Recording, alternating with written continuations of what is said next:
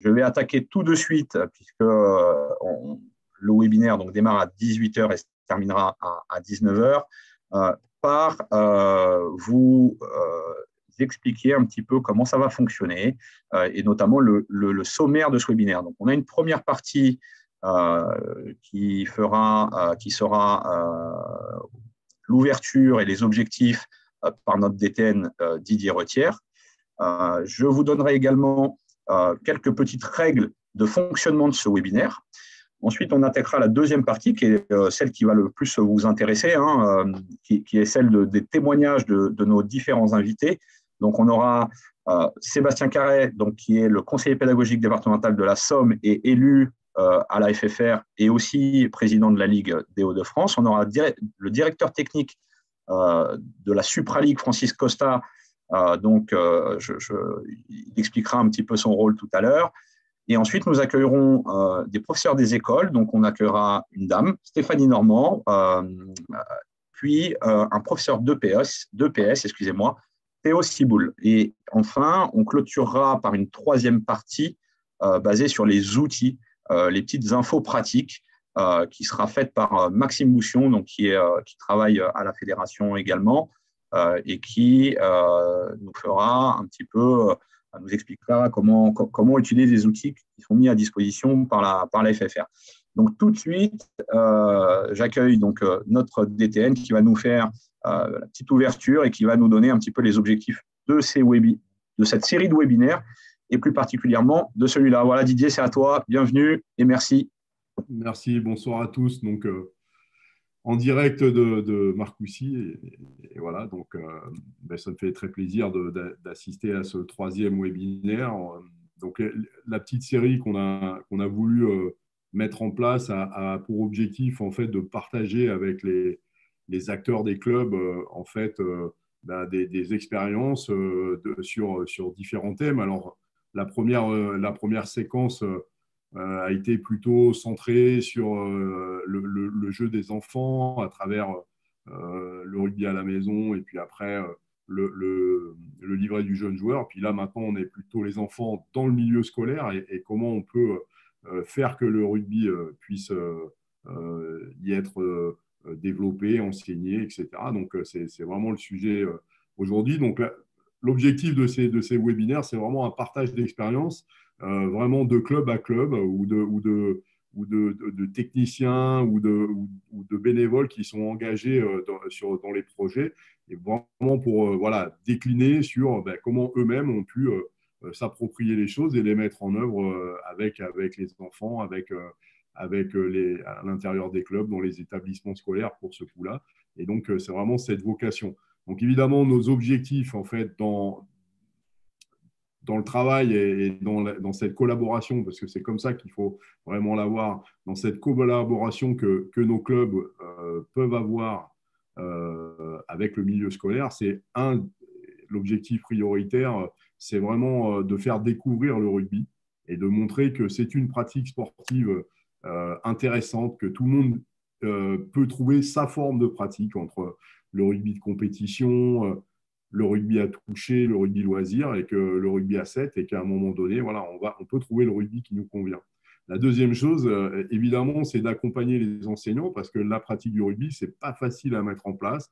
On est souvent, peut-être des fois, quand on ne connaît pas bien l'activité, eh bien, on tombe un peu sous le coup des stéréotypes de ce rugby professionnel qu'on voit à la télévision et qui, évidemment, fait un peu peur et interroge. Et donc, voilà, c'est l'idée vraiment d'accompagner les enseignants pour leur montrer qu'il y a vraiment des façons de présenter le rugby, il y a des façons de jouer au rugby qui sont très différentes de ce qu'on peut voir à la télé et qui surtout sont très, très intéressantes dans le cadre de l'éducation des enfants. Troisième objectif, bien évidemment, c'est de partager ces expériences et de montrer, en effet, il n'y a pas besoin d'être un super spécialiste du rugby pour qu'on puisse mettre en place des choses intéressantes et de voir vraiment les enfants ils prennent beaucoup de plaisir et puis peut-être après leur donner l'envie, pourquoi pas, poursuivre l'aventure dans un club. Et puis vraiment, c'est de donner du sens pour que à la fois pour les enfants, mais aussi pour les enseignants, pour le lien entre les clubs, cette collaboration. Je crois que là aussi, c'est vraiment la volonté de mettre en place un projet gagnant-gagnant où le rugby, qui fait partie de l'environnement de l'éducation et de l'environnement d'une école, ben, va très naturellement faire que les enfants ben, vont se dire pourquoi pas, je vais pouvoir jouer. Alors, ça, peut-être pas tout de suite, mais en tout cas, on va créer des ponts, on va créer des liens. Et je crois que c'est ça qui est fondamental. Donc, je ne vais pas parler plus longtemps parce que il faut laisser justement la parole à nos praticiens et donc ils vont partager tout ça avec vous aujourd'hui. Et je les remercie d'être là. Bonne soirée et à tout à l'heure. Merci Didier pour cette intervention. Donc du coup, je vais passer aux petites règles du jeu. On l'a pensé un petit peu aussi comme les règles que nous avons dans le rugby. Donc la première, c'est la suivante, c'est la bienveillance. Vous le savez, il y a des possibilités d'interagir. Et bien entendu, on a des petits outils. Je vais vous expliquer comment ça fonctionne. On est vraiment dans cette règle. On va essayer d'être bienveillants les uns avec les autres pour justement profiter de ce plaisir d'échanger ensemble. Alors, comment on va pouvoir échanger?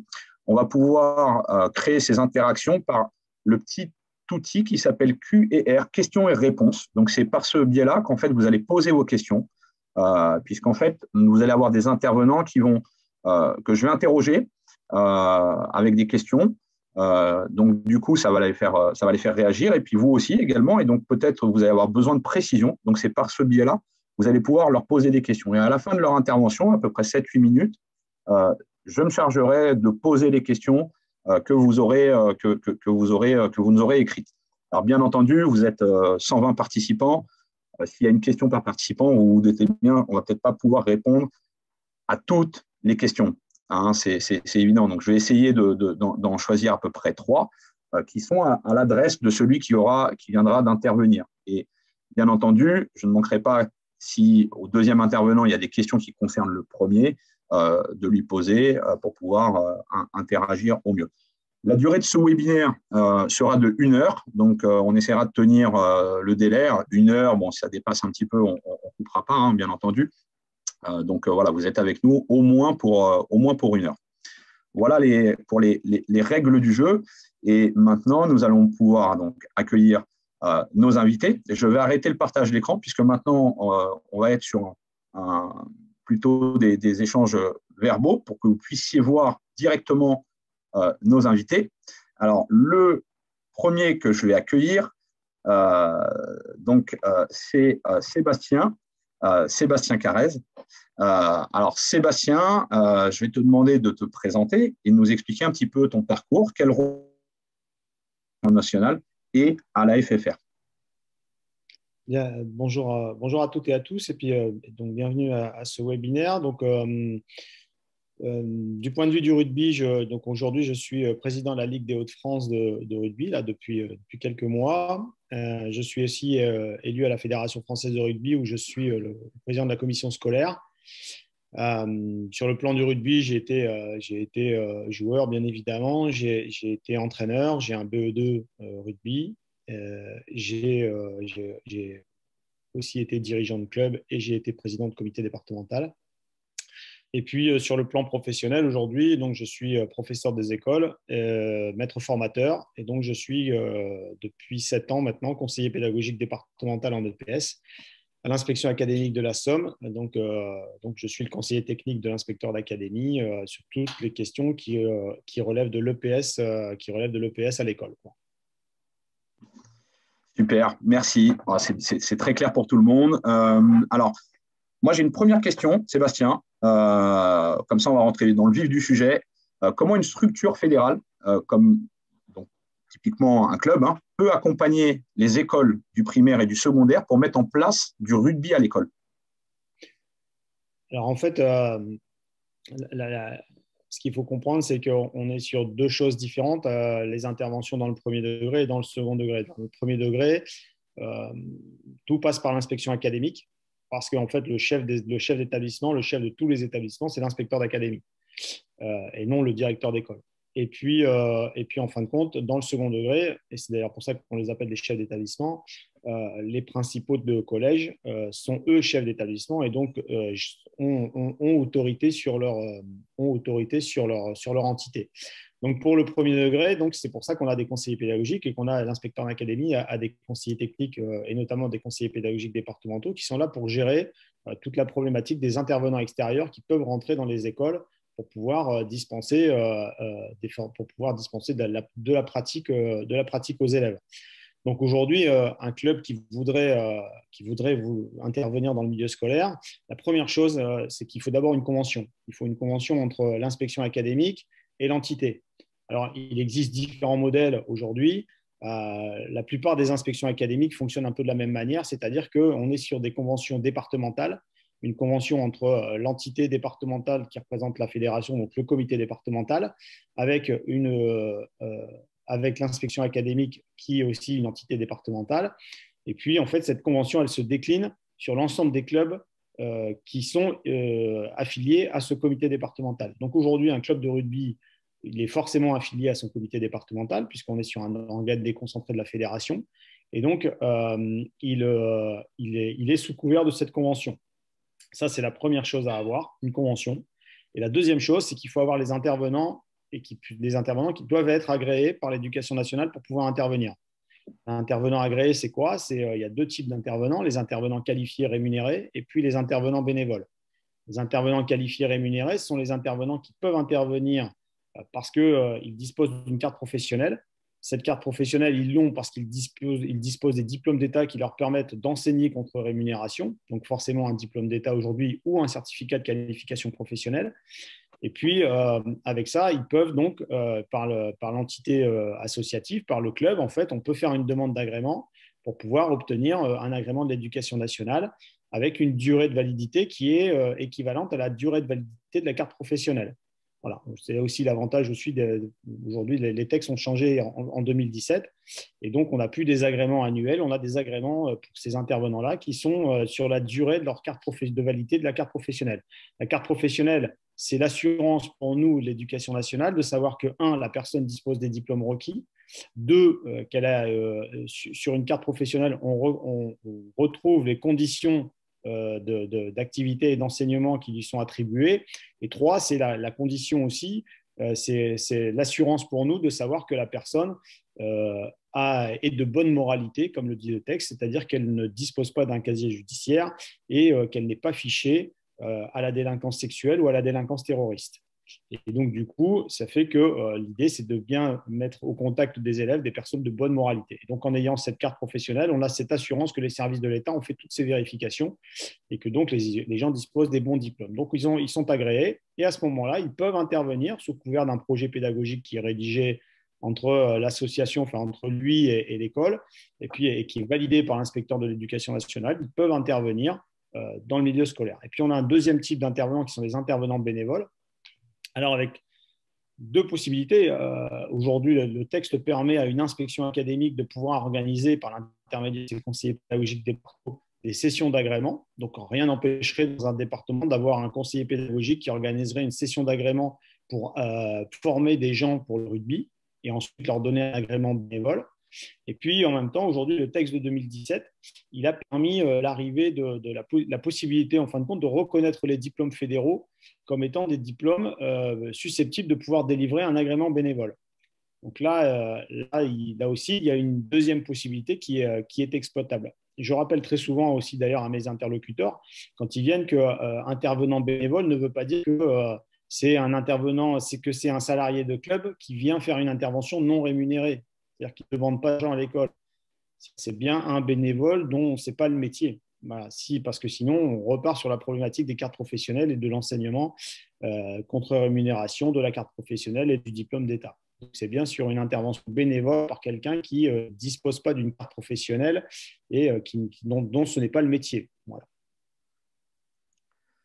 Super. Alors, il y avait une question forcément sur la partie, c'est-à-dire quel diplôme il faut pour, entre guillemets, pouvoir intervenir. Donc, je pense que tu as largement, entre guillemets, expliqué comment ça se passait. Alors, il y a un truc, moi, je voulais te poser une question.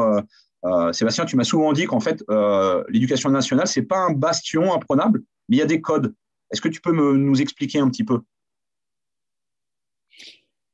L'idée qu'il faut absolument retenir, c'est qu'aujourd'hui, la Fédération française de rugby a signé une convention nationale avec le ministre. Bernard Laporte a signé avec le ministre de l'Éducation nationale, la ministre déléguée au sport, une convention qui, en effet, fait du rugby une activité possible pour pouvoir intervenir dans les écoles. Ce qu'il faut bien comprendre, c'est qu'en fin de compte, le rugby, ça doit rester un support d'enseignement de l'éducation physique et sportive. Aujourd'hui, quand je vais faire du rugby, en fait, c'est l'idée de montrer en quoi le rugby, c'est une activité qui peut être support pour des apprentissages moteurs en lien avec les programmes de l'éducation nationale. Et en fait, toute la difficulté, parfois, c'est celle-là, c'est que c'est d'éviter de froisser des fois les interlocuteurs en arrivant et en faisant en sorte de dire on est voilà, je suis un club, la Fédé elle a signé une convention, donc forcément j'ai le droit d'aller dans les écoles. Et puis en plus, si je vais à l'école, c'est pour ramener des licenciés dans les clubs. C'est toute l'erreur qu'il ne faut pas faire, quoi.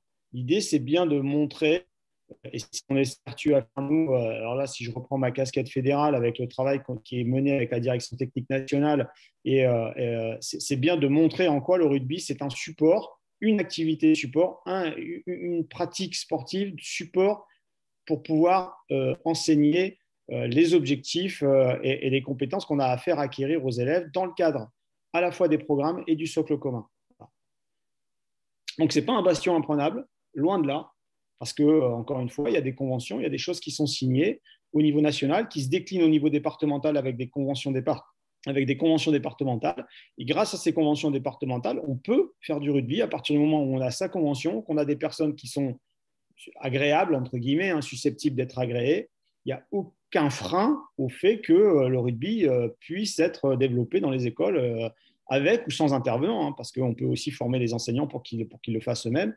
Mais voilà, il n'y a aucun frein pour rentrer dans les écoles et venir faire du rugby dans les écoles. Super. Bon, je pense que le message est assez, je trouve, très rassurant. Alors, moi, j'aimerais bien que tu nous expliques, Sébastien, en fait, toi qui es conseiller pédagogique, donc tu es pleinement dans le dispositif éducation nationale, donc où tu te situes par rapport aux structures FFR, c'est-à-dire concrètement, comment ça se passe à ton niveau, c'est-à-dire comment on fait, comment on est club et que voilà, on a une école à côté, soit l'école à côté, elle nous sollicite, ou soit c'est nous qui voulons nous proposer à l'école. Alors bien entendu, on a entendu à raison d'avoir après derrière les agréments, etc. Mais toi, concrètement, est-ce que tu peux nous parler de comment ça se passe dans ton département et avec les écoles avec lesquelles tu travailles? Alors, en effet, il y a deux possibilités. C'est soit l'école est demandeur, voilà, et alors là, pour le coup, on est sur une problématique où le directeur ou la directrice d'école appelle l'inspection académique en disant, voilà, moi j'ai un projet, je voudrais faire du rugby. Est-ce qu'il y a un club de rugby qui est susceptible de pouvoir intervenir? Est-ce qu'il y a des personnes agréées par l'éducation nationale qui pourraient intervenir dans mon école? Ça, c'est une possibilité. Parce que dans l'école, il y a un projet, parce que le rugby rentre dans la programmation EPS de l'école et qu'ils ont envie d'être aidés et d'être accompagnés. Ça, c'est une première possibilité. La deuxième possibilité, c'est éventuellement un club qui dirait moi, j'ai aujourd'hui la possibilité de mettre à disposition des intervenants, et auquel cas, moi, ce que j'invite les clubs à faire, c'est à se rapprocher de l'entité qui est l'entité de proximité pour eux, c'est le comité départemental. Aujourd'hui, le comité départemental, il a vocation, dans ses missions, à développer la pratique scolaire. Et le fait qu'à un moment donné, le comité départemental va devenir l'interlocuteur directement de l'inspection académique, il y a du lien qui se fait, comité départemental, inspection académique, où on est sur un découpage départemental. Et à partir de là, derrière, on a les clubs affiliés à ce comité départemental qui vont pouvoir intervenir. C'est un peu cette idée-là, quoi. Moi, c'est ce que dans mon département, et je sais que j'ai vu que j'avais quelques collègues qui étaient connectés, je sais. Je n'ai pas bien compris. Pourriez-vous répéter votre requête? Est-ce que vous m'entendez? On t'entend. Tu peux continuer. Il y a juste ton fond d'écran qui a disparu, mais vas-y. Parce que en fait, donc dans cette idée, j'ai vu on a cette idée, ouais, donc je disais que les clubs, qu'on a cette signature avec le département et ça se décline sur les associations et c'est plus simple pour nous à gérer. Voilà, alors bien évidemment, dans le département de la Somme, si je prends le rugby, il y a 8 clubs. Quand bien même les 8 clubs voudraient intervenir, ce n'est pas très compliqué à gérer. Mais si vous prenez une pratique comme le football où il y a 300 clubs dans le département, il est évident que si je dois traiter avec les 300 clubs, c'est compliqué. Donc forcément, moi, mon interlocuteur privilégié, c'est le district de foot. C'est le comité départemental de foot qui va venir me parler et avec lequel je vais gérer les choses. Et après, c'est lui qui va gérer avec ses associations, quoi. D'accord. Alors, bon, ben, c'est très clair. Merci Sébastien. Alors, du coup, j'ai quelques questions à passer au jeu des questions un petit peu des participants. Alors, notamment, on a une question liée à… On a parlé de la primaire et il y en a qui s'interrogent sur est-ce qu'on peut le faire au niveau de la maternelle. Voilà, c'est possible de proposer l'activité rugby au niveau de la maternelle sur les cycles 1? Bien évidemment, il n'y a aucun souci. Alors, là aussi, là, j'ai envie de dire, il y a aussi des règles départementales. Alors, en fonction de certains départements, il y a des inspecteurs d'académie qui pourraient limiter le nombre d'intervenants sur le cycle 1 et privilégier plutôt le cycle 2, le cycle 3. Mais il n'y a rien qui interdirait une pratique sur l'école maternelle. Alors, je ne vous parle pas de la pratique en ce moment parce que forcément, elle est un peu difficile au regard du contexte sanitaire, mais si on se place dans un contexte normal, il n'y a rien qui empêche, en fin de compte, la possibilité d'intervenir dans la maternelle. Si je reprends ma casquette d'élu FFR, on est en train de travailler et on va travailler pour développer justement en lien avec le baby rugby, le pendant pour l'école et voir les contenus qu'on va pouvoir proposer aussi pour faire en sorte de proposer des choses pour l'école maternelle. Ah, super. En plus, donc du coup, cohérence entre ce qui est fait à l'intérieur du club et quelque part son pendant à l'école, quoi. Tout à fait. Deuxième petite question, Sébastien. Je pense que tu y as répondu, mais peut-être je vais reformuler parce qu'elle est posée. C'est Marie-Ève qui nous la pose. Est-ce qu'il faut un niveau d'études particulier pour pouvoir intervenir dans les écoles? En tant qu'intervenant rugby? En tant qu'intervenant rugby, oui. Voilà, c'est ça. Est-ce qu'il faut un niveau d'études particulier pour pouvoir intervenir dans les écoles en tant qu'éducateur ou éducatrice de rugby? Alors, il y a le diplôme d'État, bien évidemment, qui est reconnu et pour lequel on ne discute pas parce qu'il y a carte professionnelle et donc les gens sont réputés agréés. Voilà, là, on ne discute pas. Là, aujourd'hui, on est en train de travailler justement pour faire reconnaître 1 ou 2 diplômes fédéraux, et ça, c'est le travail qu'on va mener avec la direction technique nationale auprès du ministère, pour faire en sorte de pouvoir lister les diplômes fédéraux qui pourraient être reconnus pour faire en sorte qu'un intervenant bénévole avec un diplôme fédéral puisse intervenir bénévolement dans l'école. Voilà, c'est le niveau requis, ça sera de toute façon, c'est ce que dit le texte, c'est qu'il y a une reconnaissance qui doit être une reconnaissance par une reconnaissance fédérale, au moins une reconnaissance fédérale d'un diplôme fédéral. Maintenant, peut-être que nous, on est en train de travailler pour voir dans la liste des diplômes fédéraux, quels sont les diplômes fédéraux qui vont permettre éventuellement d'accéder et de permettre d'avoir un agrément bénévole pour pouvoir intervenir en rugby dans une école. Ah, génial, super. Troisième petite question, et ce sera ma dernière, Sébastien. Après, j'arrête de t'embêter avec mes questions, enfin, en tout cas, les questions, ce n'est pas que les miennes. Et il y a une question sur le rôle de l'UCEP. Quel est son rôle dans le développement du rugby à l'école élémentaire? Et est-ce que l'UCEP est co-signataire des conventions FFR et Éducation nationale? Alors, sur le plan national, bien évidemment, que l'UCEP est co-signataire. Et alors, si je prends l'exemple de mon département, puisque tu me parlais de mon département, nous, toutes les conventions sont tripartites chez nous. Alors, pourquoi elles sont que tripartites? Parce qu'on pourrait y rajouter l'UXEL avec l'enseignement privé, mais on n'en a pas dans la Somme. Donc, aujourd'hui, on n'a que des conventions tripartites entre l'éducation nationale, donc l'inspection académique, le comité départemental et le comité départemental UCEP. Pour une bonne et simple raison, c'est qu'aujourd'hui, l'UCEP, c'est la fédération affinitaire, c'est la fédération sportive scolaire de l'école. Le Conseil d'État, notamment, a rappelé l'obligation d'avoir sur l'organisation de manifestations avec des intervenants extérieurs la présence de l'UCEP. Parce que c'est la seule fédération qui est reconnue, notamment pour pouvoir organiser des manifestations à l'école. Donc, c'est pour ça aussi qu'il y a un lien qui est quasiment obligatoire avec l'UCEP, parce que Alors, un enseignant qui veut faire, du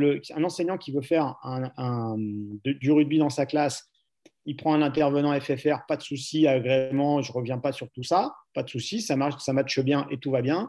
À partir du moment où je veux participer à une rencontre avec quelqu'un d'autre, et qui serait même sur du hors temps scolaire, ou qui dépasserait le temps scolaire, il y a l'obligation de la présence de l'UCEP, puisque c'est la seule fédération qui est habilitée à organiser des rencontres scolaires. Donc, c'est pour ça que le lien avec l'UCEP, il est hyper important. Voilà. Ouais, c'est ce qui permet d'aller au-delà de la simple initiation ou du simple cycle qu'on fait à l'intérieur de l'école ou de ses infrastructures. Tout à fait. Bon, super. Merci Sébastien. Et ben, c'était hyper riche. On a atteint les 10 minutes, on les a un petit peu dépassés. Et puis ce que je te propose maintenant, Sébastien, c'est qu'on passe à Francis. Francis, bonjour Francis, enfin bonsoir. Donc Francis Costa, directeur technique. Alors je vais te laisser te présenter, qui est directeur technique d'une Supra League. Il va vous expliquer, il va se présenter. Francis, bienvenue. Et puis c'est à toi. Bien, bonjour à toutes et à tous. Ravi de participer à ce webinaire et parler du lien qu'il peut y avoir entre le rugby et l'école, justement. Donc, moi, je suis effectivement directeur technique ce qu'on appelle une Supra League, donc qui réunit les ligues de Bretagne, Centre-Val de Loire, Normandie et Pays de la Loire. Et donc, ça, c'est pour ma partie direction technique, enfin, de directeur technique, je vais y arriver, de ligue. Et puis, au titre de la fédération, j'accompagne le dispositif École Ovale. Voilà, et donc je coordonne un petit peu aussi toutes les actions qu'on mène sur le territoire pour, disons, faire en sorte que le rugby, comme ça a été déjà dit par les prédécesseurs, devienne un support d'enseignement sur lequel on puisse s'appuyer un peu partout en France. Voilà, donc après, pour rentrer un peu plus dans le détail, comme beaucoup ici, un parcours atypique, puisqu'on a rarement dans nos métiers des parcours linéaires. Et donc, je suis devenu directeur technique après avoir été conseiller technique, comme beaucoup d'entre nous, mais aussi après avoir eu une carrière instituteur public, comme on disait à l'époque, donc issu des écoles normales. Et donc, j'ai eu l'occasion, dans une autre vie, d'expérimenter ce sport avec des élèves, tout simplement. Merci Francis. Ben voilà, ça nous permet de vraiment bien cerner entre guillemets ce que tu fais. Alors, du coup, je vais rentrer dans le vif du sujet des questions. Pour toi, donc, tu es directeur technique d'une ligue, hein, porteur on va dire du projet sportif de celle-ci. Quel est l'enjeu majeur dans ta mission en termes de développement du rugby à l'école sur le primaire et le secondaire? Alors, disons que l'enjeu rugby, il a énormément évolué à travers le temps. C'est-à-dire que d'abord, historiquement, si on se réfère à l'histoire de ce sport, c'est un sport qui a toujours été en lien avec l'école. Il est né en Angleterre dans une école. Il a été un levier pédagogique, un levier éducatif. Voilà, et en France, il a continué ce parcours-là. Et pendant de très nombreuses années, on a implanté, alors on a cherché effectivement à donner la possibilité aux enfants, aux 13 millions d'élèves qui sont accueillis tous les jours dans les écoles, la possibilité, alors 13 millions c'est énorme, et donc on a essayé autant que possible de faire en sorte qu'un maximum d'enfants puissent profiter de ce sport.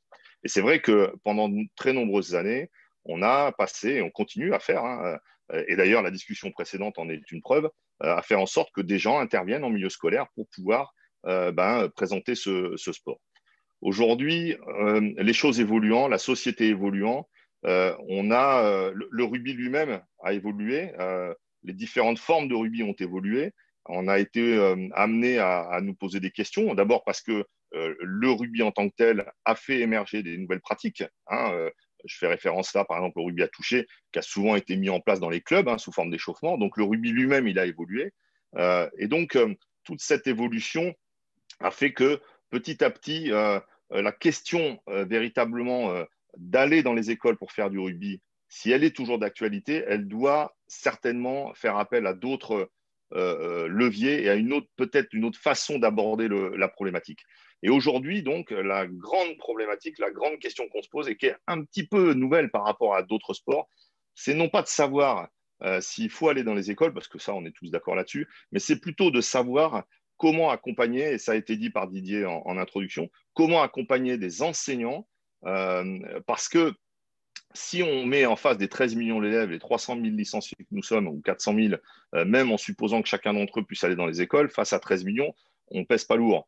Et puis, si pour le coup, on ne met pas les 400 000 ou 300 000 et qu'on se limite, entre guillemets, à nos éducateurs, à nos conseillers techniques, ben, ça réduit d'autant. Et donc, la tâche est absolument énorme.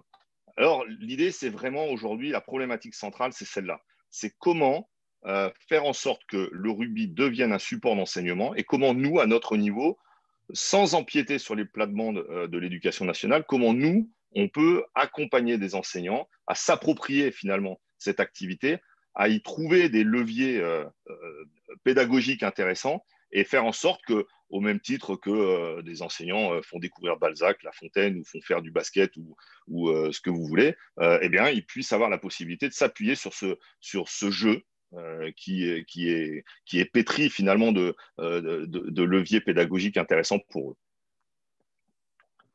Voilà en gros quel est l'enjeu majeur. Voilà en gros vraiment quel est l'enjeu majeur et voilà l'évolution. C'est-à-dire qu'il y a eu un passage d'un jeu, on va dire, qu'on connaît tous avec ses évolutions. Donc aujourd'hui, on a à notre disposition un certain nombre de leviers de jeu et en même temps, comment accompagner ces enseignants dans cette démarche-là. Super. Alors, du coup, on a très bien je pense, cerné les enjeux. Maintenant, ce qu'on a envie de savoir, Francis, c'est comment tu fais. Tu as une équipe technique, en fait, que tu manages et donc avec lesquelles tu travailles. Donc, comment tu fais avec ton équipe technique, justement, pour sensibiliser? Comment tu fais pour les former? Comment tu fais? Alors, aujourd'hui, je serais tenté de dire que la réponse est relativement simple. C'est-à-dire que aujourd'hui, grâce à tous les diplômes qu'on a mis en place, que ce soit les brevets fédéraux, que ce soit les DE, que ce soit les DES, que ce soit les BP, enfin voilà, véritablement aujourd'hui, on a à notre disposition tout un arsenal et toute une équipe en capacité d'enseigner le rugby. Donc ça, c'est quelque chose de relativement simple. La deuxième chose, c'est qu'on a donc, comme je l'ai dit précédemment, des outils, hein, le rugby à 5, le toucher 2 secondes, le jeu au contact, etc. Donc, on a tout un tas aussi de leviers sur lesquels on peut s'appuyer. Aujourd'hui, le travail consiste principalement à sensibiliser nos équipes techniques à cette manière de fonctionner différente. Donc ça se passe souvent dans les équipes techniques régionales. Donc, on a eu l'occasion en particulier, alors Maxime le présentera tout à l'heure, donc je ne vais surtout pas dévoiler ce que Maxime va nous présenter, mais on s'est appuyé en particulier sur un outil qu'on a appelé le livret École Ovale et qui finalement est un petit guide qui permet à tous ces gens qui sont de la partie, qui maîtrisent bien toute cette activité, de leur donner la possibilité de changer leur façon d'aborder l'activité et de délivrer ce message-là qui consiste à dire voilà, plutôt que d'aller à l'école et faire un cycle de 6 séances ou de 8 séances, nous, ce qu'on vous propose, c'est de commencer à animer les séances et petit à petit, alors selon différents modules qui apparaissent sur les sites, on l'a déposé, mais qui petit à petit amènent l'enseignant à finalement gérer la classe en autonomie. Et c'est ça l'objectif. Et c'est cette idée-là qu'on cherche à faire passer dans nos équipes techniques au travers des réunions qu'on a, au travers des formations, au travers des échanges qu'on a entre collègues, pour que véritablement on ancre ça dans la philosophie de chacun d'entre nous. En clair, on est plutôt sur une logique, alors je ne vais pas vous faire le coup classique, mais enfin je vais vous faire quand même, plutôt que de donner du poisson, donner la canne à pêche. On est vraiment dans cette logique-là et petit à petit, on inscrit toutes nos équipes dans cette dynamique. Alors nous qui sommes qui aimons mettre sur le terrain en place, animer, etc., c'est vrai que c'est des petits changements auxquels il faut qu'on s'habitue et pour le moment, ça reçoit un écho, je dirais, très favorable. Ok, c'est très clair. Alors, du coup, moi, j'ai une petite question. Alors, ça tombe bien parce qu'en fait, c'est une question aussi qui est posée par nos participants. Au niveau des formations, donc, comment un enseignant fait pour suivre ces formations? Est-ce qu'il faut passer par l'UCEP? Est-ce que c'est possible de les faire sur le temps scolaire? C'est fait sur le temps hors scolaire? Qu'est-ce qui est proposé sur vos ligues? Voilà, nos structures, qu'est-ce qu'elles proposent aujourd'hui au corps enseignant en termes de formation? Alors aujourd'hui, pour être très clair, ce qui pour nous est, je dirais, relativement facile, je mets des guillemets, ce sont toutes les actions de formation, en particulier dans le cadre d'un dispositif que beaucoup d'entre vous connaissent, qui est Planète Oval, et qui sont des dispositifs de formation d'enseignants du secondaire. Et donc, ces formations, elles se construisent avec des enseignants du secondaire. On accueille plus exactement des professeurs de PS. On a mis d'ailleurs en ligne des outils, donc vous les retrouverez, des outils pour permettre justement ces formations. Et donc là, on est véritablement dans un cadre, disons, établi, qui rentre dans le cadre de la convention. Et on a voilà, des formations qui sont proposées en co-animation avec l'UNSS, avec les personnels de l'éducation nationale et avec la Fédération française de rugby. Donc sur le secondaire, on est sur quelque chose, disons, d'assez classique et assez simple à réaliser. Pour ce qui est du primaire, c'est un petit peu plus compliqué puisque les heures de formation des enseignants se sont réduites considérablement. Et c'est une des raisons pour lesquelles on est parti plutôt sur l'idée d'un accompagnement, donc une proposition de remettre à ces enseignants une manière d'animer l'activité rugby en classe. Et on est plutôt donc sur cette logique-là. Alors, de notre côté, on forme des éducateurs, des entraîneurs à former ces fameux enseignants. Et les enseignants, on va leur proposer de faire vivre le rugby dans leur classe, mais que ce soit eux les animateurs. Donc voilà, c'est un petit peu la différence, on va dire, entre le primaire et le secondaire. Ça rejoint ce qui s'est dit précédemment sur les différences de traitement entre chacune des deux écoles. Très bien. Alors, Sébastien, est-ce que aussi peut-être tu veux compléter sur le versant formation des enseignants? Oui, oui, je peux compléter parce que je vois plusieurs questions là, dans le chat Francis vient de le dire, aujourd'hui, il y a 18 heures de formation initiale, il y a 18 heures de formation continue pour les enseignants. Sur ces 18 heures, c'est 9 heures français, 9 heures maths. Et ce n'est pas négociable, c'est les fondamentaux. Et pour le moment, ça n'a pas de vocation à évoluer. Donc, il est clair que ça ne se passera pas là. Alors, évidemment que, Francis l'a dit, on est en train d'essayer de travailler pour intégrer la formation de manière différente, avec notamment les formations à distance, la formation magistère, par exemple.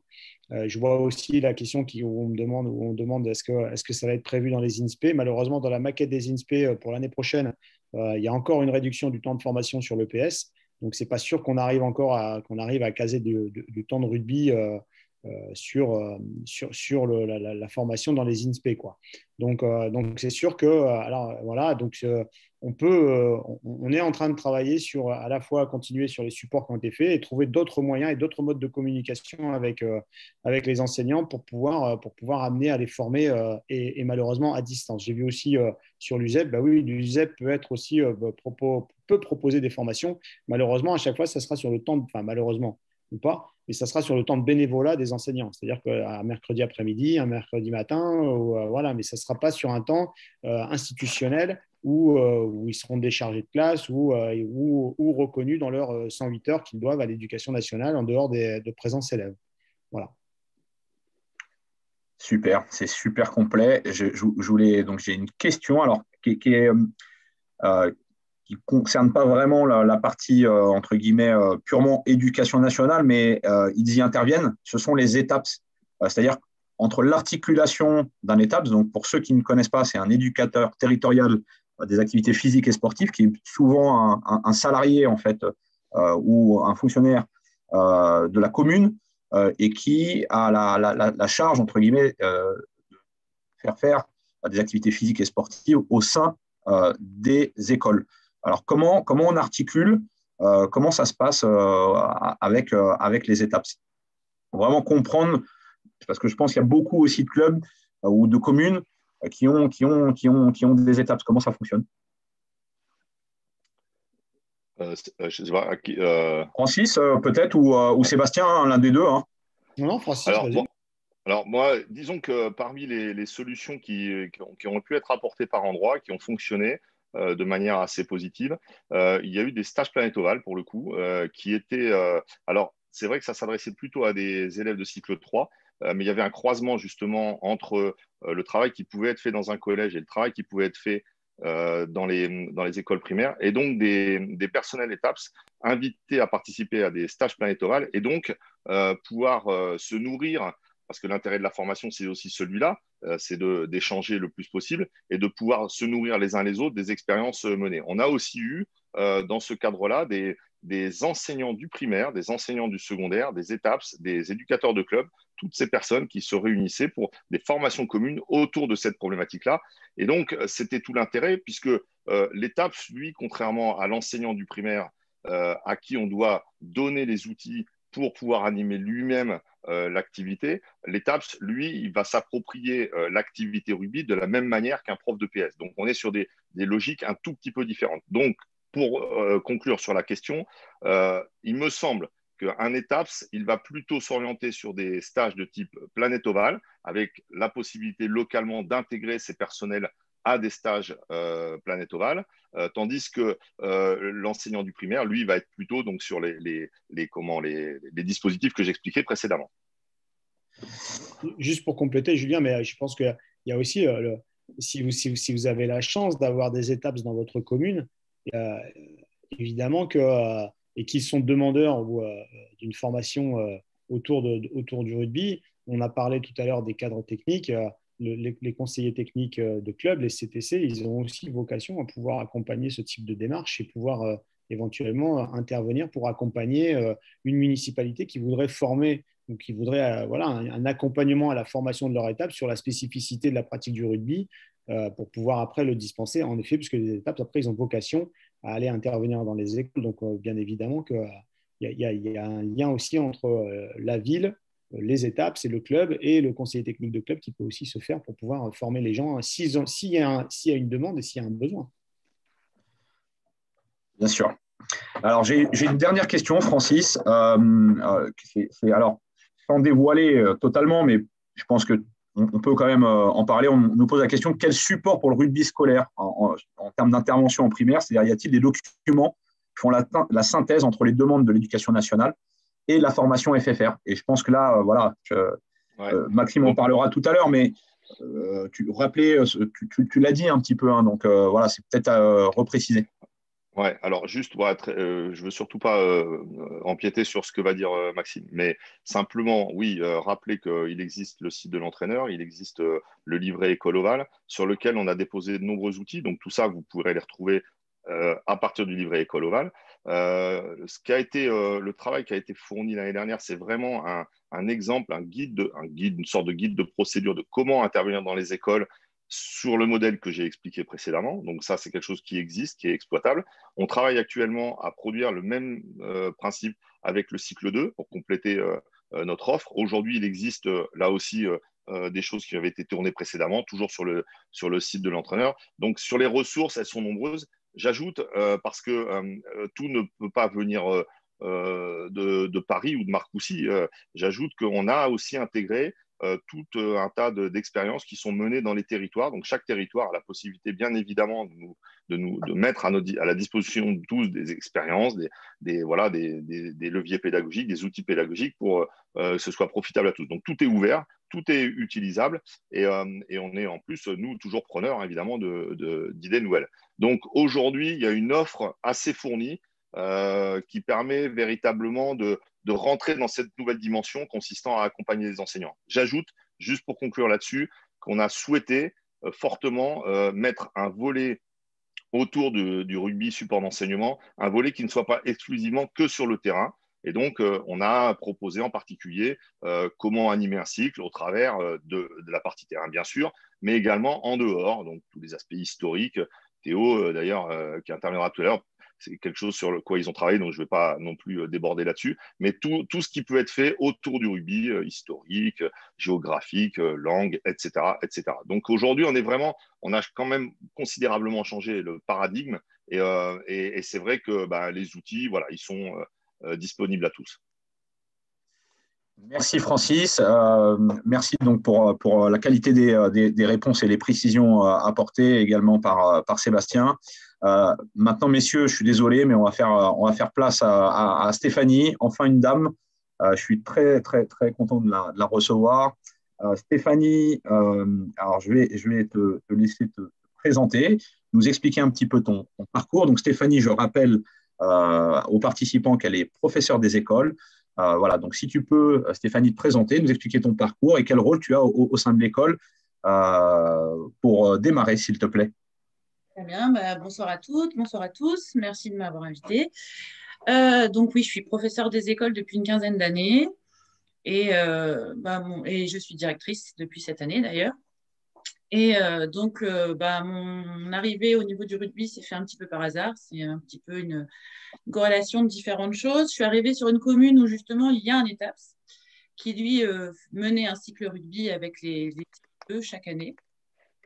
Et puis ma fille a participé à ce cycle rugby et ensuite elle a intégré le club de rugby de notre commune. Et puis moi j'ai eu une classe de CE2 l'année suivante, l'année de la Coupe du Monde 2019. Et on a décidé de mettre en place un vrai projet pédagogique, justement, pour rebondir sur ce qui était dit précédemment, un vrai projet pédagogique autour du rugby, à savoir qu'il y a eu effectivement un cycle sportif rugby, mais également tous les aspects autour du rugby, que ce soit de la lecture, des mathématiques, de la géographie, etc., etc. Donc voilà, je me suis du coup… Donc on est en plein dans l'interdisciplinarité. Complètement, parce que pendant toute la durée de la Coupe du Monde, les élèves ont fait du rugby tout le temps. Ils faisaient des maths rugby, de la lecture rugby, de la géographie rugby, même sur ce qui était musique-danse, puisqu'on a appris le haka, que ce soit en chant comme en danse, etc. Enfin bref, rugby H24. Super. Alors, du coup, moi, j'ai une première question. Toi, en tant qu'enseignante, comment tu percevais, comment tu perçois, enfin, comment tu percevais et comment tu perçois le rugby maintenant, hein, parce qu'en fait, on sait qu'il y a ce côté image de ce qu'on voit à la télé. Donc, toi, comment tu le percevais une fois que tu as un peu creusé, tu as découvert, comment maintenant tu le vois, voilà. Raconte-nous un peu, quand on a échangé ensemble, j'ai trouvé ça hyper intéressant, ton expérience. Oui, exactement. C'est vrai que mon point de vue sur le rugby en lui-même a vraiment évolué. Hein, la première fois, quand ma fille est rentrée de l'école en me disant « Maman, on va faire un cycle rugby », là, c'est la maman qui a eu peur, qui voyait effectivement cette image de sport plutôt violent, plutôt bourru, etc., qui du coup m'angoissait un petit peu. Et puis, le fait, moi, après, d'être amenée à le faire pratiquer à mes élèves, à m'intéresser vraiment à la discipline en tant que telle et à échanger justement avec l'ETAPS qui, lui, mettait en place la séquence. Et puis après, avec le club, évidemment, par l'intégration de ma fille, j'ai perçu ce sport effectivement complètement différemment et permettant effectivement de développer beaucoup d'activités autour. Très bien. Alors, du coup, donc en fait, au départ, un peu d'appréhension, hein, quelque part, et puis finalement, maintenant, complètement, si je puis dire, conquise, quelque part. Oui, non, mais tout à fait, tout à fait. Et je pense que c'est un vrai, pour avoir participé à un webinaire il y a peu sur École Oval, justement, je pense que c'est un réel frein au niveau de nombreux collègues. C'est cette appréhension par rapport à ce sport qui est perçu plutôt comme quelque chose d'un peu violent.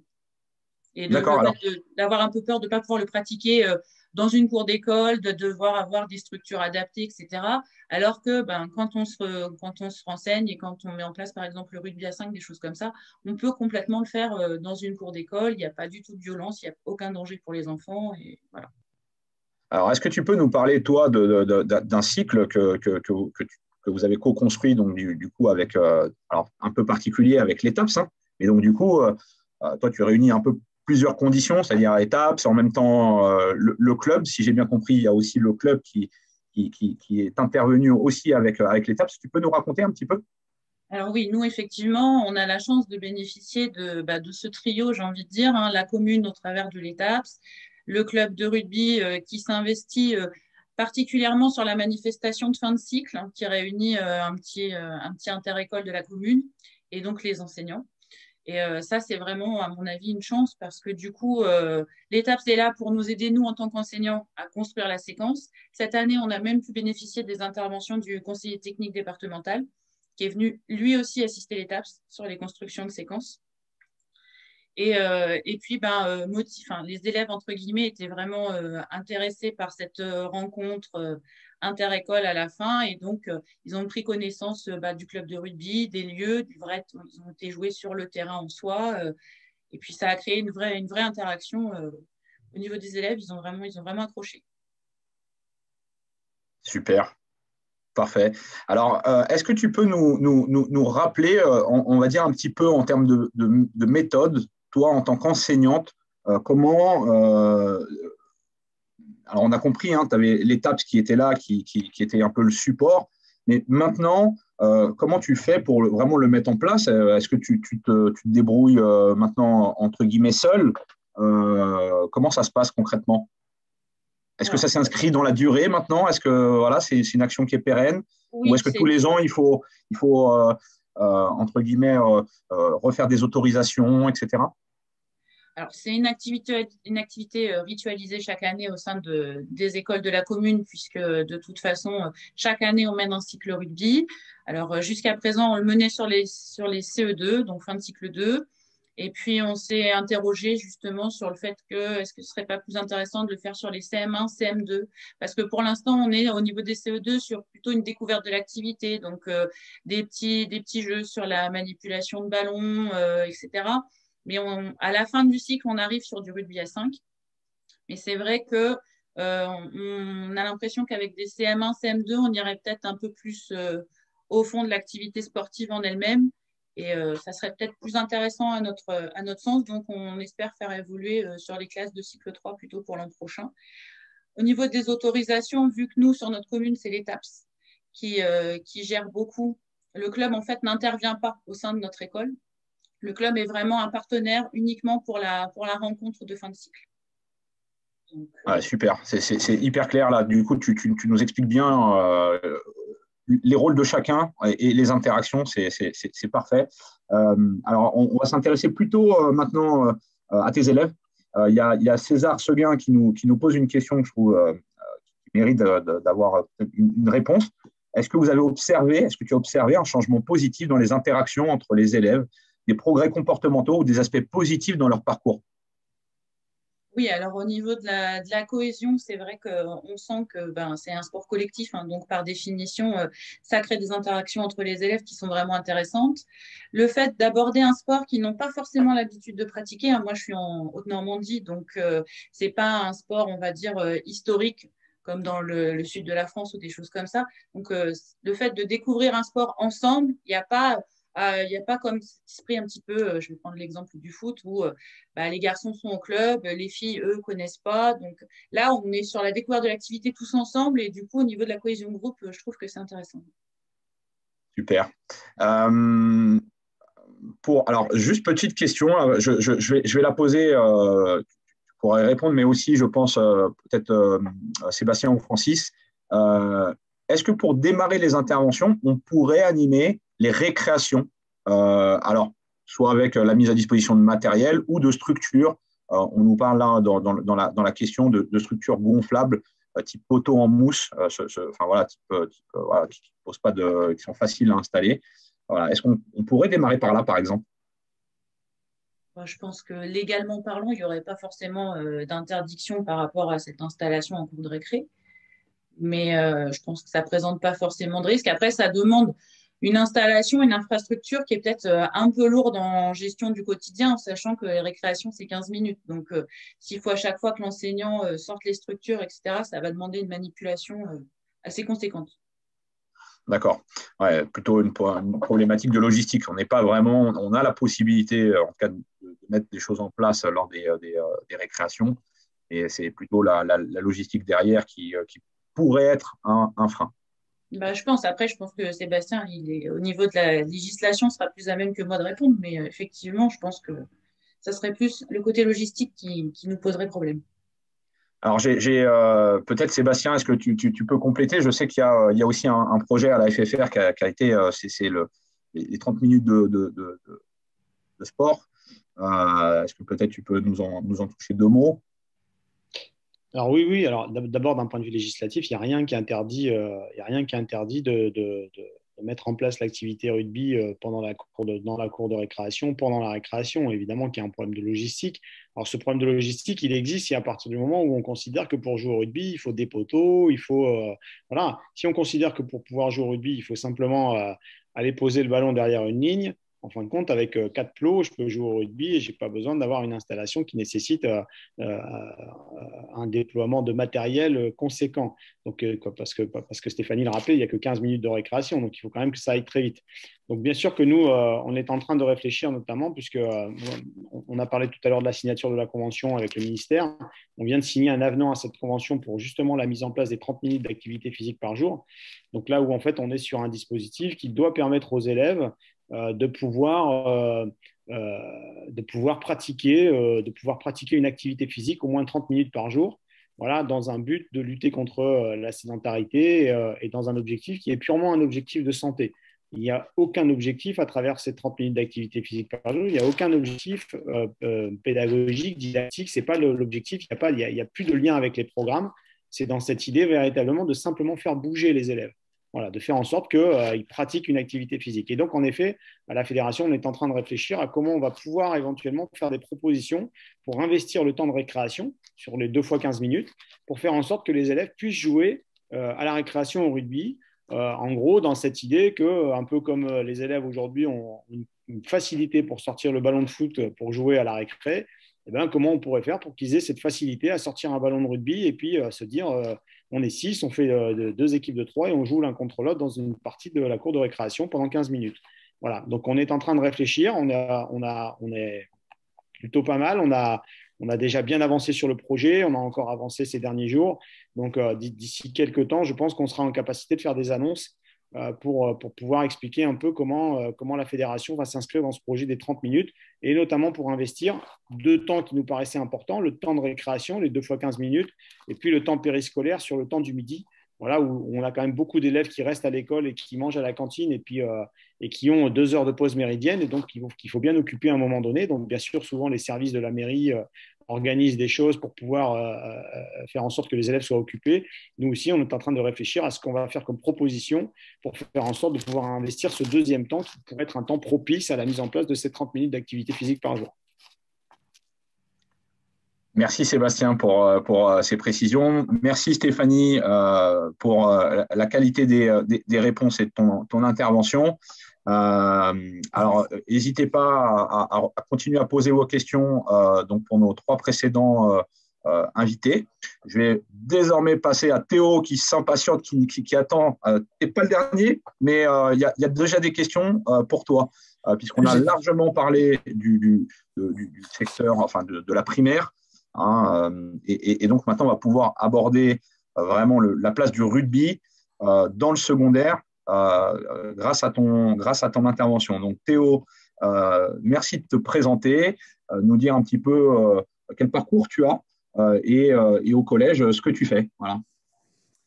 Alors, bonjour Julien, bonsoir tout le monde. Merci Julien pour l'invitation déjà ce soir au webinaire quand même.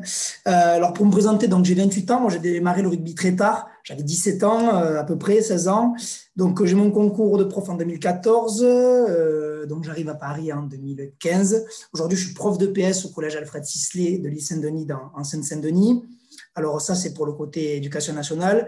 J'ai entraîné aussi une équipe de minimes au RC de Rancy, donc dans le 93 également, 2016-2017. J'ai animé, je suis éducateur dans un stage de rugby Marc-Andrieux depuis 2010 et je suis toujours joueur dans le club d'Aulnay, sous Bois, dans le 93. Et donc, au collège, plus précisément, donc, je suis professeur principal d'une classe de rugby. Une classe sport donc orientée rugby en 6e depuis 2 ans. Et dès l'année prochaine, on monte alors une section rugby entre guillemets, puisqu'il faut 1 an d'autonomie avant d'avoir validé par l'inspection académique et pédagogique donc la section en bonne et due forme. Donc, on monte en place cette section rugby-judo dès l'an prochain.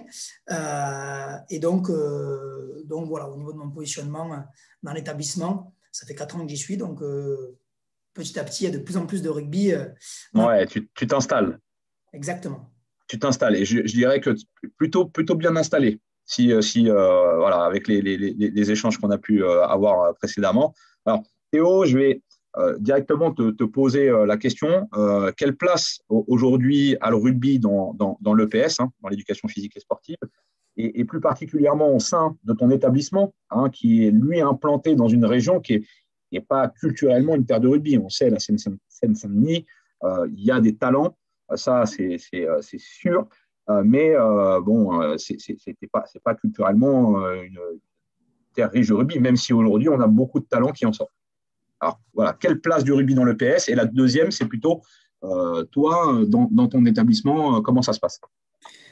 Alors, tout simplement, donc, sans rentrer trop dans le jargon éducation nationale, le rugby dans le PS, c'est une activité à part entière, comme peut être le basket, le foot, elle fait partie du groupe des oppositions, avec le basket, la lutte, le badminton notamment.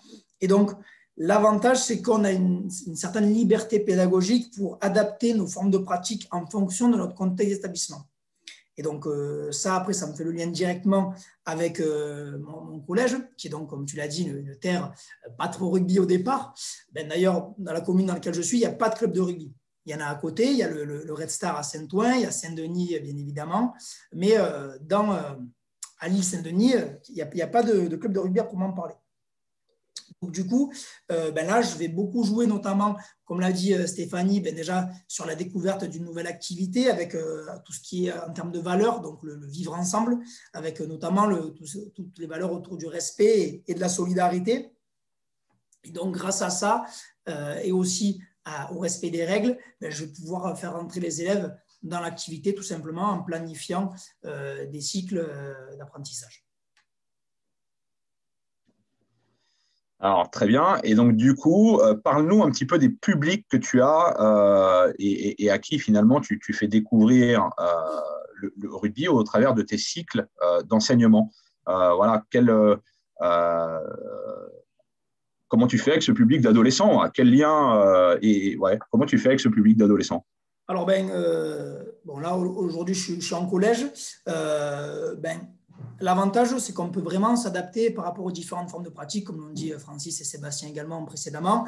Donc, sortir de ce rugby uniquement, comme l'avait dit aussi Didier en introduction, uniquement représentatif de ce qu'on voit à la télé, avec beaucoup de contacts, où là, forcément, il y a tout ce qui est appréhension du contact quand on est débutant qui rentre en jeu.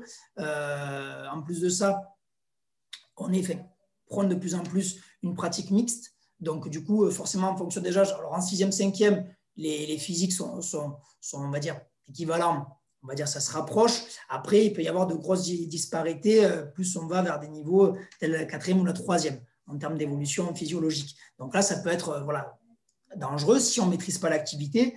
Et donc, notamment, le rugby à toucher, extrêmement intéressant, et plus précisément, le rugby à toucher 2 secondes. Pourquoi? Parce que ça permet de mettre l'élève, qu'il ait n'importe quelle capacité physique, qu'il soit petit, grand, rapide ou lent, il peut être dans l'avancée. Donc ça, c'est intéressant. Ça permet déjà d'éviter tout ce qui est les problématiques avec les règles complexes liées au niveau déjà du plaquage, mais également au niveau du ruck avec le jeu au sol. Donc là, on est vraiment, et puis le hors-jeu, puisque le rugby a touché 2 secondes, c'est dès que on n'arrive pas à faire passer la balle après 2 secondes, la balle change de main. Donc c'est facile à animer entre guillemets. On est sur du jeu, sur de la coopération et de l'opposition en même temps. Ça, c'est intéressant pour faire interagir les élèves. Et notamment, après, autour de projets, comme tu l'avais dit tout à l'heure, on échange autour d'un projet qui s'appelle Aux valeurs du rugby, où on va faire mettre en lien la FFR, des associations de quartier, des municipalités, des clubs et des collèges, pour justement sensibiliser, grâce au rugby, les élèves au respect, au vivre ensemble, au respect des règles. Donc, en faisant des liens avec le rugby, l'école, les institutions, la RATP notamment nous, en Ile-de-France. Également l'interdisciplinarité, comme l'a rappelé Stéphanie donc assez longuement, où là, vraiment, il n'y a aucune limite en fait. Ça qui est vraiment intéressant, c'est que au travers de concours, reporters, articles de presse, affiches, par exemple au collège, la prof d'art plastique, elle a prévu de faire une grande fresque géante sur la finale qu'on va organiser du projet aux valeurs du rugby, mais également les maths. Par exemple, vous nous avez donné quelques relevés statistiques bruts que les collègues peuvent utiliser à leur gré.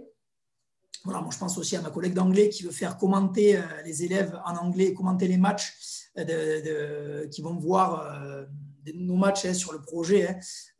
Donc, les faire commenter en anglais, les faire se filmer, puis débriefer après dessus. Donc, vraiment, ça, après, à travers, encore une fois, c'est un joli mot, mais la liberté pédagogique, on a vraiment, voilà, et le document que va donner Maxime après, le livret, où on a vraiment plein d'infos pour pouvoir mettre à disposition toutes les ressources pour les enseignants, pour les accompagner dans l'interdisciplinarité.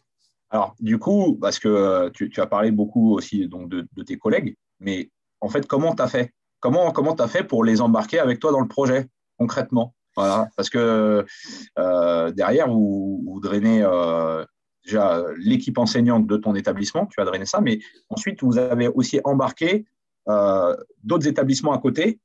Voilà, donne-nous un petit peu les clés les clés de ton projet. Alors, tout simplement, l'idée, c'est de venir vraiment en complément de ce qui se fait sur l'Île-de-France, notamment, et avec l'UNSS, également la RATP fait les mercredis du rugby. Donc, c'est vraiment centré sur les valeurs. Donc, respect, solidarité et vivre ensemble, des valeurs qui sont clés dans le rugby et qui sont aussi inhérentes à l'école, notamment dans le département du 93. Et donc, pour vraiment donner plus de sens, Stéphanie en parlait, sur les apprentissages, donc à travers la pratique du rugby dans les différentes disciplines. Et donc après, voilà, par rapport à mon activité en tant que joueur, j'ai pas mal de collègues, profs de PS qui sont qui sont joueurs aussi, avec qui je joue, que je connais, on se côtoie beaucoup. Le milieu du rugby, c'est un petit monde. Donc, qui étaient, pareil, favorables pour faire se rencontrer les élèves, qu'ils fassent bouger. Là, on a des élèves qui vont se rencontrer de Bondy, de Bobigny, de Drancy, de Villeneuve-les-Garennes, de Courbevoie, qui vont changer de département. Donc déjà, se faire rencontrer voilà, dans un terrain neutre, et également aussi de la pratique des interventions dans leur établissement pour pouvoir donner, proposer des situations, des idées de cycle pour le futur, pour pouvoir donner des ressources aux enseignants pour faire évoluer les élèves, tant sur le plan moteur que méthodologique et social et comportemental. Alors, petite question donc, de nos participants. Déjà, merci Théo pour ces éléments. C'est assez clair, je ne sais pas si c'est… Ouais, non, c'est très clair, très clair, très clair. Merci. Petite question de Cédric. Quelle peut être la place des bénévoles qui souhaiteraient ou voudraient intervenir dans des collèges? Voilà. Est-ce que c'est possible? Est-ce qu'ils peuvent passer par l'AS, quid de l'AS, etc. Alors, nous, on travaille avec un club, on travaille, oui, avec le club de Saint-Ouen qui fait intervenir, donc cette année avec le protocole sanitaire, c'est compliqué. Par contre, depuis l'année dernière, ils intervenaient sur l'AS notamment et des fois sur certains de nos cours. Donc, ça, il n'y a aucun problème, il suffit d'avoir… On parlait de convention tout à l'heure avec Sébastien sur les écoles primaires. Là, très clairement, il suffit qu'on soit en relation avec le chef d'établissement, qu'il donne son accord. Voilà, bien sûr, on s'est réunis avant pour établir les actions à mener. Après, étant donné que le chef d'établissement a de la liberté d'action dans son établissement et de l'autonomie, donc les passerelles sont plus faciles. Donc, il suffit de rentrer en contact. Enfin, il suffit, pareil, rentrer en contact avec l'enseignant. Voilà, par différentes voies, hiérarchiques notamment, ou directement, et puis après pour mettre en place, que ce soit dans les cours ou à l'AS, voire même à la récréation. Tout à l'heure on a parlé de ça, l'avantage du rugby à toucher, notamment sur le toucher on parle du toucher à 5 beaucoup, qui est très bien, le toucher 2 secondes aussi, parce que c'est facile, on n'a pas besoin de beaucoup d'installations, de beaucoup de règles, et de beaucoup de place aussi. Ouais, c'est facilement, on peut facilement se l'approprier, quoi. Ça nécessite peu de logistique, comme quelques infrastructures, il faut un peu de place, bien entendu. Après, tu vois, par exemple, j'ai un collègue qui, lui, a aucun terrain, il fait du flag parce qu'il est sur un terrain bétonné. Voilà, ça, c'est un choix. Bon. Ouais. Donc, on peut vraiment s'adapter à différentes… Selon vraiment le contexte, il n'y en a que la cour pour pratiquer. Voilà, le rugby à toucher, très, très bien se pratiquer dans la cour, à la récréation, même sur un cycle. On s'adapte en fonction du contexte. Quand on veut, on peut. Ok, c'est très clair. Alors, j'ai une deuxième question de Denis Malhomme. Comment on peut faire pour que le rugby soit pratiqué en collège quand le prof, il n'est pas rugby, hein, on le sait, hein, le professeur de PS est un généraliste, hein, tu vas nous le repréciser très certainement. Mais comment on pourrait faire?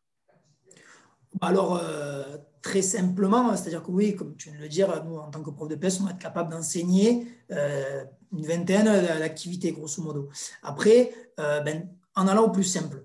Vraiment, aujourd'hui, pour entrer dans l'activité, moi, j'ai fait le choix avec mes élèves de faire que du toucher. Alors que je suis spécialiste et que je pourrais encadrer le plaqué. Pour des débutants notamment en sixième, le rugby à toucher 2 secondes ou à toucher à 5 fonctionne très bien. On n'a pas besoin d'avoir beaucoup de connaissances sur la règle. Il suffit de savoir qu'il faut faire la passe en arrière et qu'une fois qu'on est touché, on a le droit d'avancer, on a 2 secondes pour faire la passe. Et que pour marquer, il faut aplatir le ballon derrière l'embut. Aussi simple que ça. Et après, derrière, beaucoup à base de la situation de départ un peu classique, si je peux le dire, la fameuse passe à 10 qui évolue vers le rugby à toucher.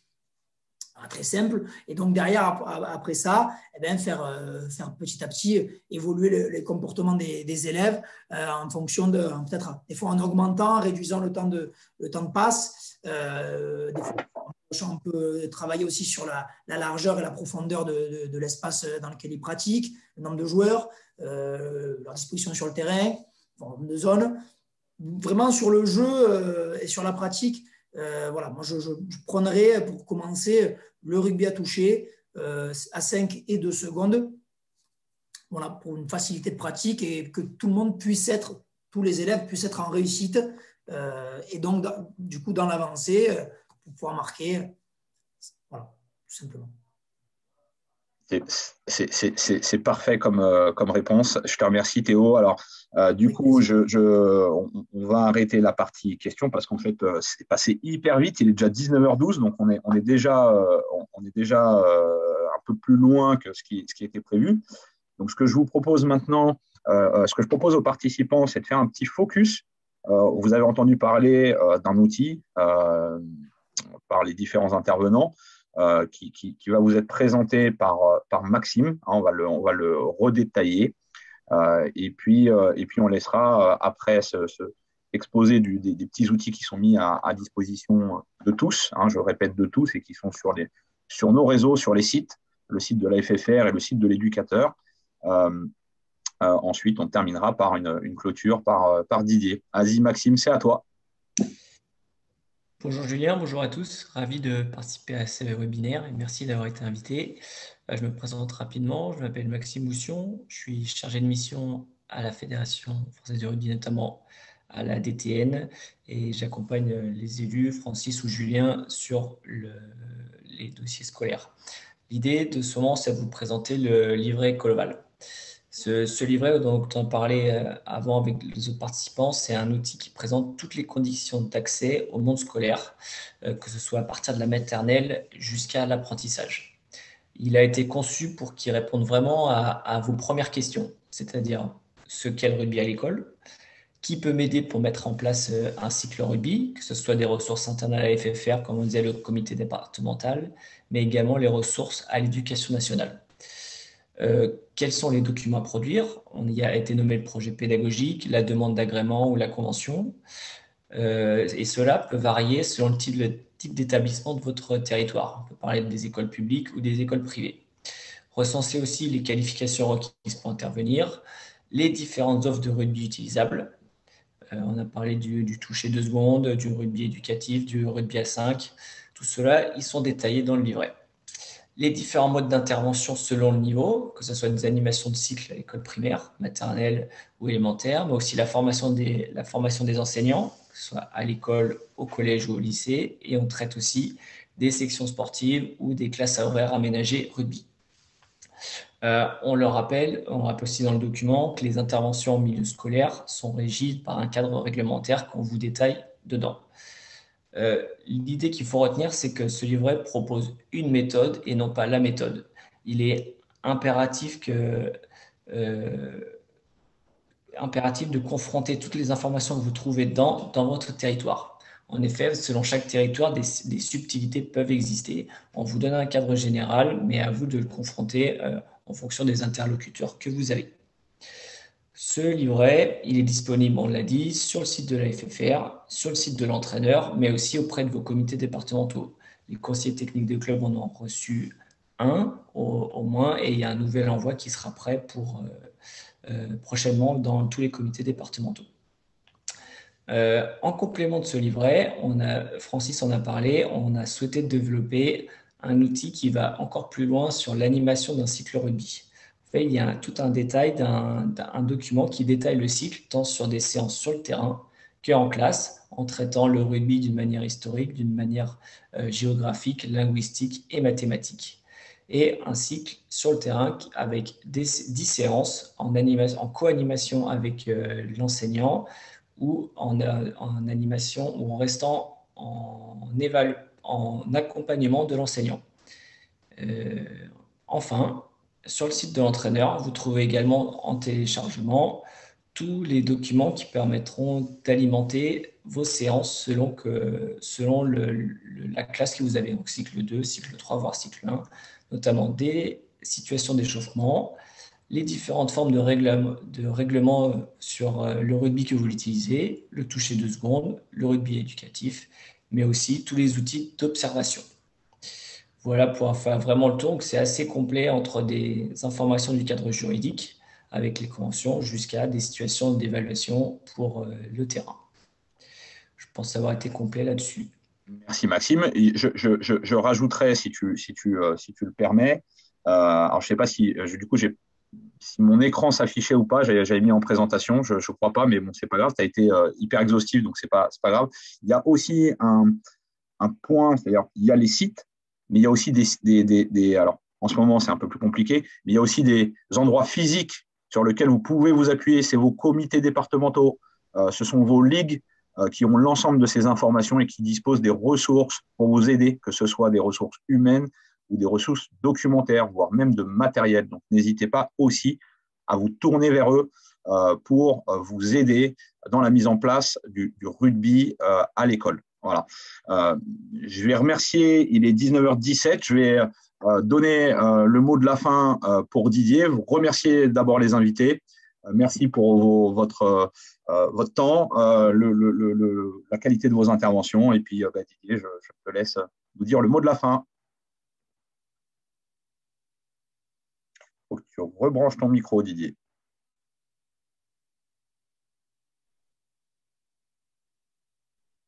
C'est bon, voilà. Bon, désolé. Merci Julien. Donc, bravo, merci à tous pour ce riche débat. Et je crois qu'en effet, on pourrait.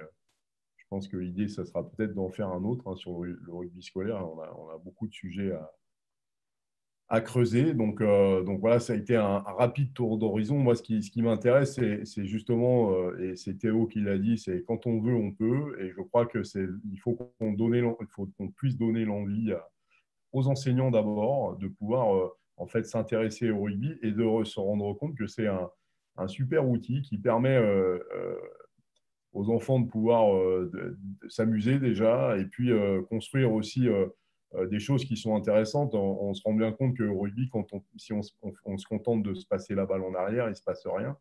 Et donc, à un moment donné, il faut que le porteur de balle décide d'avancer, donc prenne des initiatives. Et puis les autres, il faut qu'ils le soutiennent. Et même si on joue au rugby à toucher, on pose ces questions-là.